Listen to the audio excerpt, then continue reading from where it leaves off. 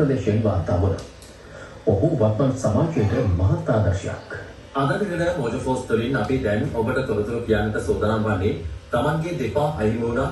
එය තමන්ගේ ජීවිතයට බාධාවක් නොකර රටටම ආදර්ශයක් දෙන වැල්ලවායේ තරුණයෙක් පිළිබඳවයි. මේ තමයි නාලක. නාලක ජීවත් වෙන්නේ වැල්ලවාය උතුරු මහතැන්න ප්‍රදේශයේ. හදිසි සිදුවන අසනීප තත්ත්වයන් නිසා නාලකගේ පාද දෙකක්ම ඉවත් කිරීමට සිද්ධ වෙනවා.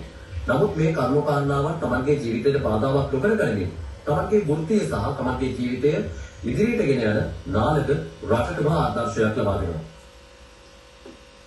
මේ මොනරාගල දිස්ත්‍රික්කයේ වැල්ලවාය ප්‍රාදේශීය ලේකම් කොට්ටාසේ ජීවත් වන නාලක. ඔහු යුද හමුදා සංගීත කණ්ඩායමේ හිටපු සමාජිකයෙක්.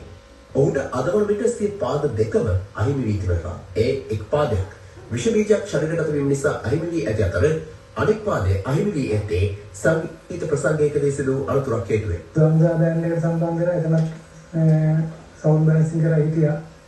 ඒ ඉන්නකොට ඒකේ වුණ පොඩි අනතුරකින් තමයි කකුලක් අයින් කරනවා.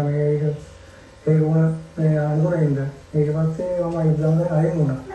ආයෙත් මගේ වගේ බිස්නස් එකකට කරුත් කරා ආයෙත් මේකටම කරගෙන ඉන්නකොට ආයෙත් ඒ සොයලට ගිහින් එනකොට මම උනා ස්ටේජ් එකේ වැටලා උනා අනතුරකින් අනෙක් කකුලට ආබාධ එක තයි කරන්න උනා. ඒ වගේ ඒක ඉතින් මගේ බිස්නස් එක දිනව කරන් යන්න ඕනේ නේද? කොහොමද හුරු වෙලා මේක දැන් ඉතින් කරගෙන යන අවුලක් නැතුව තමන්ට සිය පාද අහිමි වුණා. තමන් ආදරය කරන සංගීතය අහිමි කර ගැනීමට නාලක අකමැති වුණා. නාලක මේ වන විට බපල් සෑදීම වෘත්තියක් ලෙස සිදු කරන අතර එවෙනුවෙන් අවශ්‍ය වැඩිවීමක්ද නාලක සපෝට් කරනවා. ලංකාවේ ප්‍රධානතම සංගීත කණ්ඩායම් වලට අවශ්‍ය සංගීත උපකරණ නාලක නිර්මාණය කරනවා. කිසි දිනක නාලක සිය ආබාධිත තත්ත්වයේ බාධාවක් කර නොගෙන කිසිවෙකුටත් අත නොපා ජීවත් වන්නේ වත්මන් සමාජයට ආදර්ශයක් වෙමි.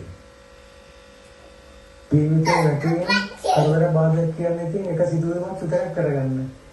තමන්ගේ දින රමන් කර රස්සාව මොන දේ වුණත් අපිට දැන් මේ අතාරින්න බෑනේ. අපි දැන් දන්නේ කරගෙන ආසක රස්සාව.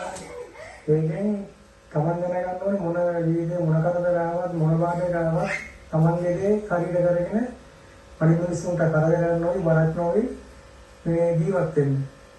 ඒකට අපි ඉන්න තත්ත්වයෙන් බලපාන්නේ නැහැ. මොන තත්ත්වෙ හිටියත් අපි වැටෙන්න ඕනේ නැහැ. ඒක පුළුවන් විදිහට අපිට උපරිම මේක කරන්න ඕනේ. ඒකට මේ වගේ ආබාධයක් වුණත් ඒක එක දෙයක් විතරයි.